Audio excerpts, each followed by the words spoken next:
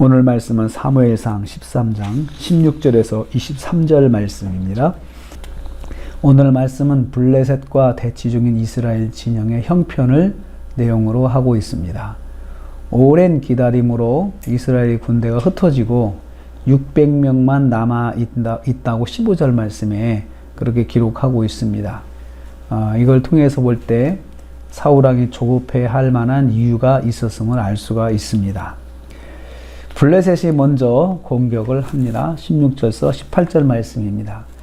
블레셋은 노략군들을 세대로 나누어서 이스라엘을 공격하기 시작했습니다.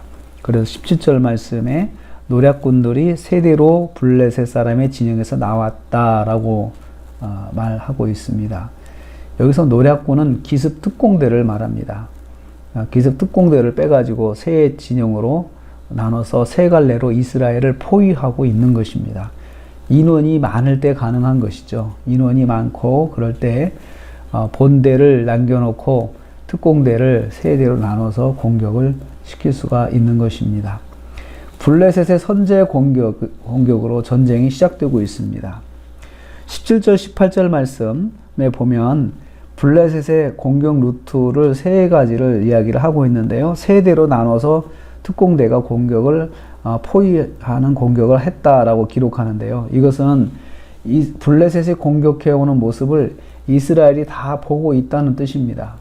이스라엘을 세 방향으로 포위 공격하는 것을 이스라엘이 알지만 어찌할 바 몰라 당황하고 있음을 보여주고 있습니다. 왜요? 숫자가 너무 적으니까 할 수 있는 방법이 없는 거예요.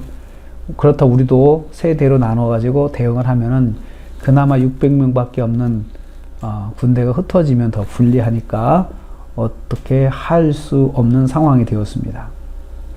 이걸 통해서 깨닫습니다. 내가 약하면 알고도 당하게 된다는 거죠. 그냥 알고 당하는 거예요. 보면서도 대책이 없는 거죠. 두 번째로 이스라엘은 싸울 무기가 없었다라고 기록하고 있습니다. 19절에서 21절 말씀입니다.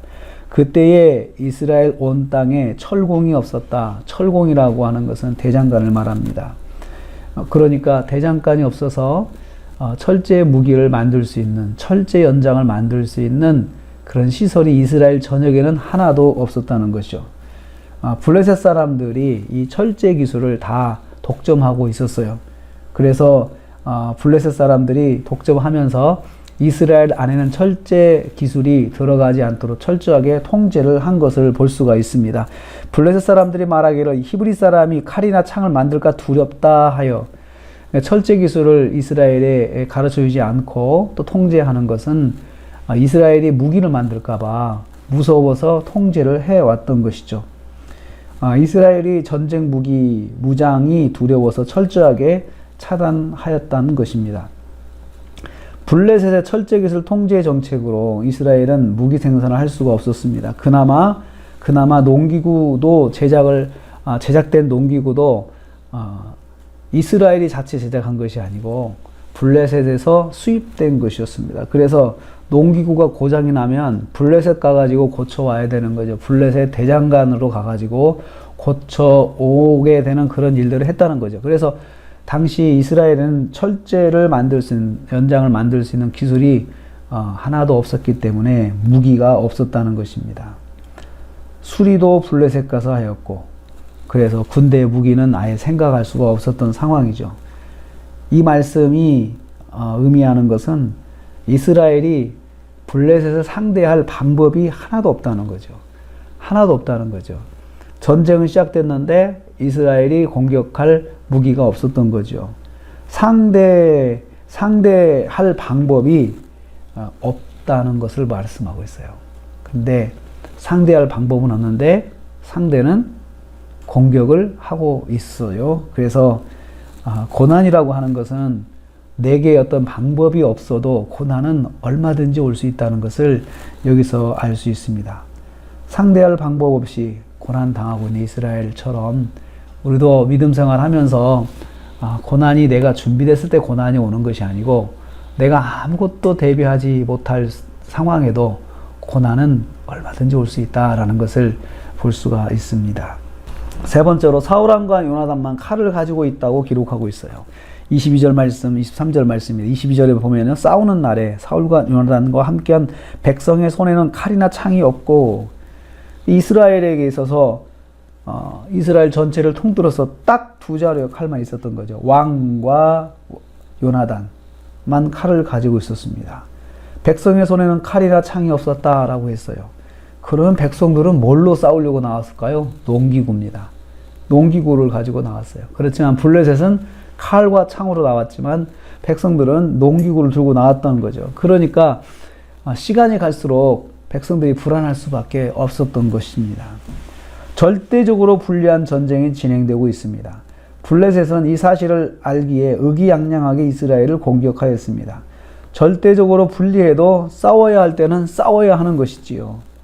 무기가 없지만 오직 의지 하나만으로 전쟁에 임하고 있는 이스라엘을 볼 수 있습니다. 지도자의 의지로 똘똘 뭉쳐서 무기 하나도 없이 전쟁에 임하고 있습니다.